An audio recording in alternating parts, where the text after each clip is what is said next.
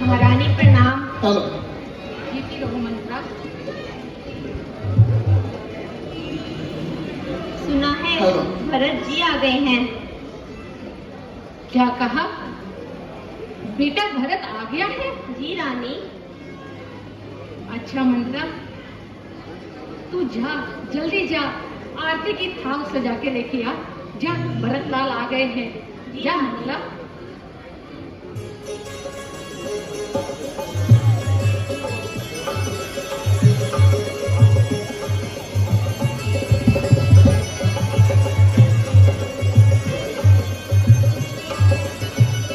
माता जी प्रणाम। जीते रहो मेरे लाल, माता जी प्रणाम। जीते रहो मेरे लाल।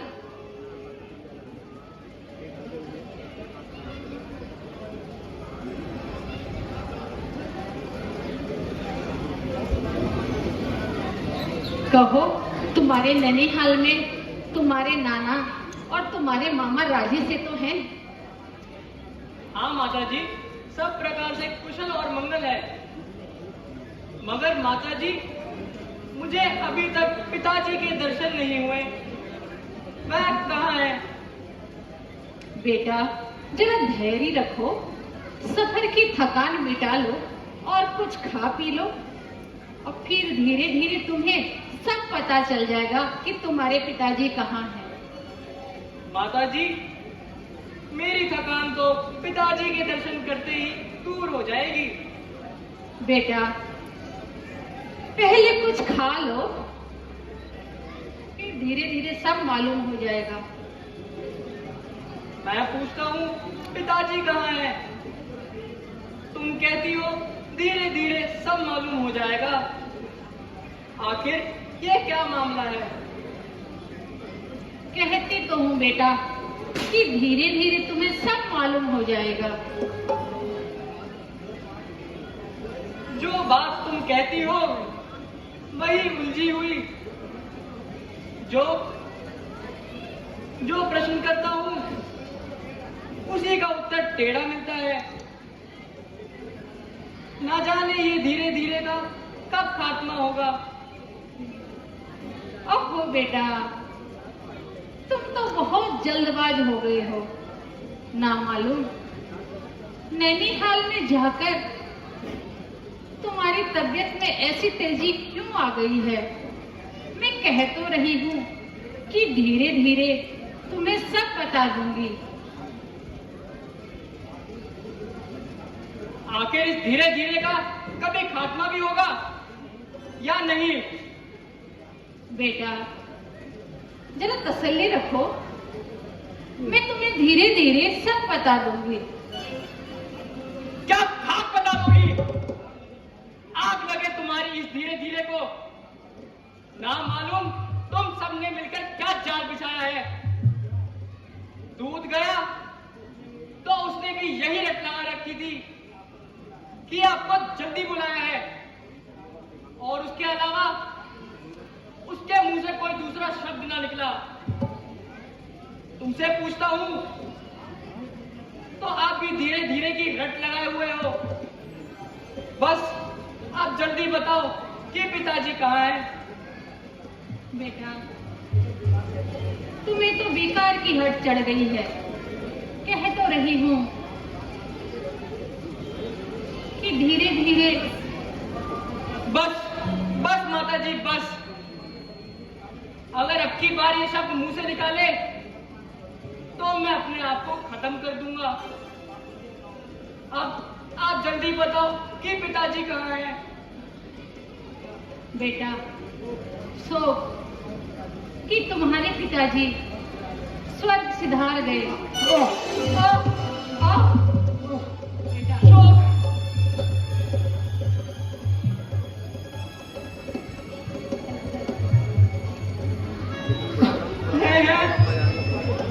पिताजी पिताजी स्वर्ग सुधार गए। शोक। मैं अंतिम समय में उनके दर्शन ना कर सका। भाई राम व लक्ष्मण ही भाग्यवान है। जिनके जिनके हाथों में उन्होंने प्राण त्यागे। अच्छा माता जी, यह तो बताओ उनको रोग क्या था? बेटा, रोग तो कुछ भी नहीं था, बस हाय राम हाय लक्ष्मण कहते हुए अपने प्राण त्याग दिए। है क्या कहा? भाई भाई राम में लक्ष्मण में यहाँ मौजूद न थे? हाँ बेटा, वो दोनों तो पहले ही वनों को चले गए। हाय, ऐसा ऐसा अनर्थ! चारों पुत्रों में से कोई भी यहाँ मौजूद न था। भाई रामचंद्र जी ने ऐसा कौन सा अपराध किया था कि वह वन को चले गए? या इतना अंधेर हो गया और मुझे कुछ पता भी नहीं चला। माता जी, आप सारी बातें मुझे खुलकर बताओ। बेटा, असल बात तो यह थी कि महाराज ने रामचंद्र को राज्य देने की तैयारी कर ली थी और कुछ समय पहले महाराज ने मुझे 2 वर देने का वचन दिया था, जो वक्त आने पे मैंने महाराज से मांग लिया। मुझे तो इस बारे में पता ही नहीं था, वो तो भला हो इस मंत्रा का जिसने मुझे बताया। मेरा पहले वर में मैंने राम के बदले तुम्हारे लिए राज मांगा और दूसरे वर में मैंने राम के लिए 14 वर्ष का वनवास मांगा।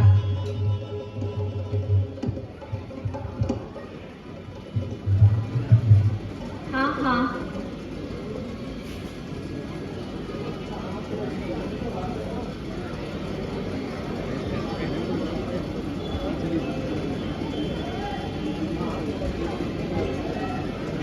कुंवर जी, आंसू क्यों बहाते हो?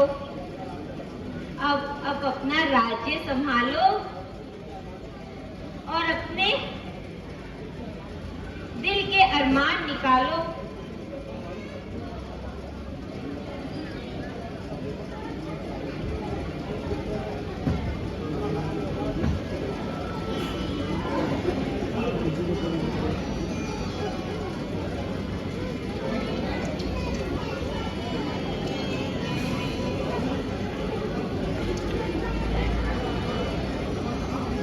नमक हराम बच्चा, ये सब तेरी ही आग लगाई है। खैर, मैं अभी तेरी खबर लेता हूं और तुझको इसका इनाम देता हूं। कलम जली, हीटे जली, अब हमें जलाना आई है। रघुकुल का चलता दीप बुझा, अब तू तारता मारने आई है।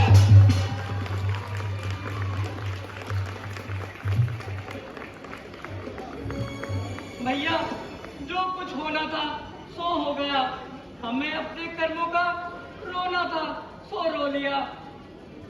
अब भैया, औरत पर हाथ उठाकर अपने कुल को दाग न लगाओ।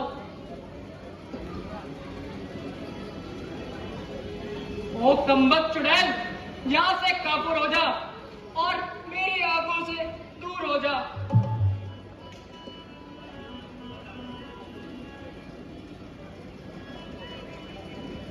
बस कर मेरे लाल, अब ज्यादा आंसू ना बहा। बस, चेंज कर दीजिए। अब तू मेरे सामने से दूर हो जा। बेटा, क्या तेरे दिल में मेरे लिए कोई मोह नहीं रहा? खबरदार जो मुझे फिर बेटा कहा। क्या तुझे मेरा बेटा बनने में भी इनकार है? हाँ, मुझे तेरा बेटा बनने से भी इनकार है। जब मेरी नेकी देने का बदला आया तो तुम इस तरह से मुझसे बातें कर रहे हो। बदला तो तुझे तब मिलेगा जब ये भरत अपने यहाँ प्राण त्याग देगा। बेटा, ये कैसा बेहुदा ख्याल है? ताकि तुझे मालूम हो जाए कि माता कौशल्या व सुमित्रा के दिल पर क्या हानि पहुंची है। अच्छा माता जी, अब मैं यहां से जाता हूं, जाके माता कौशल्या व माता सुमित्रा की सुधि लेता हूं।